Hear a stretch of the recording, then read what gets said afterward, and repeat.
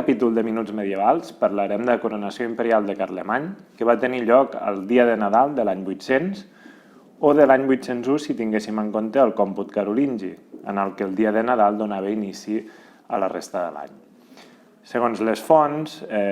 Carlemany, estant a Roma, hauria acudit a una de les misses oficiades pel papa Lleó III, quan aquest, de manera inesperada pel franc, va decidir coronar-lo i atorgar-li el títol d'emperador dels romans, un títol que a Occident ningú havia obtingut durant més de 300 anys.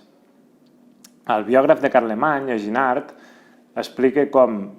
en paraules del monarca, d'haver sabut el que tindria lloc no hagués posat peus a l'església aquell dia, tot i ser una celebració tan important com Nadal,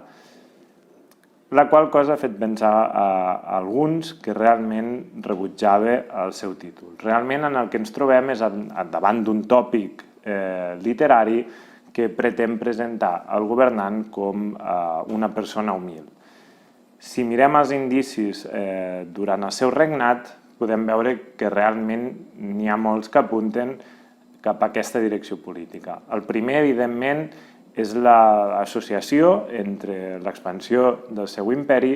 amb l'expansió de la cristiandat, la Dilatatio Christianitatis, que en el fons venia a posar Carlemany en una posició d'autoritat no només política, sinó d'autoritat religiosa. Però on veiem realment aquest punt de preparació és amb les relacions diplomàtiques establertes pels francs, que sobretot s'intensifiquen en els 2 últims anys abans de la coronació, i en el qual veiem que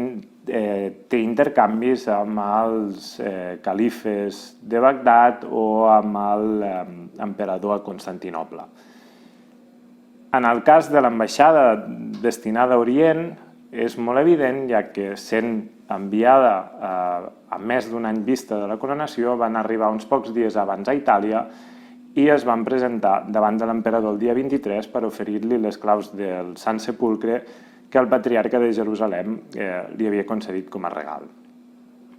Tot i així, hi ha altres elements en els quals no es podien haver previst i que també va utilitzar en el seu benefici polític. Un d'ells, i molt evident, és el cas del cop d'estat que va portar l'emperadriu Irene, que va ser la primera i única emperadriu bizantina, i en la qual va destronar el seu fill i va ocupar el càrrec. De fet, hem de pensar que en una societat patriarcal i masclista com les altmedievals, aquest va ser un argument utilitzat a favor i, de fet, els Annals de Lords, una de les fonts franques, expliquen com consideraven que en l'absència d'un emperador el títol podia ser rebut pel franc a Occident i transferit d'aquesta manera des de Constantinoble. Un altre element que va utilitzar en el seu benefici va ser el cop també contra el papa Lleó III, en el qual el van despullar del seu poder a Roma i que Carlemany va utilitzar com presentar-se en el seu viatge a Roma com el restaurador de l'ordre i del papat i com un monarca magnànim capaç de perdonar els que havien portat a terme aquest acte. Un cop coronat, també veiem com va ser capaç de reforçar ideològicament la seva posició,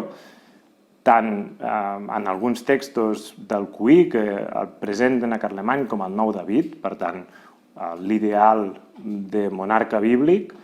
com amb actes més pràctics, com amb la conquesta de Barcelona poc després de la seva coronació, que l'havia de presentar com a un monarca victoriós i a un monarca que, de nou, expandia els límits de la cristiandat. D'aquesta manera, la coronació de Carlemany és un punt molt evident en què conflueixen diversos dels seus comportaments polítics que inclouen generalment una certa planificació dintre dels estàndards de l'època, una capacitat d'improvisació i d'oportunisme polític molt important i el revestiment ideològic que presenten les fonts franques. D'aquesta manera, doncs, és un bon exemple d'aquesta política del primer emperador franc. Si teniu algun dubte o alguna qüestió,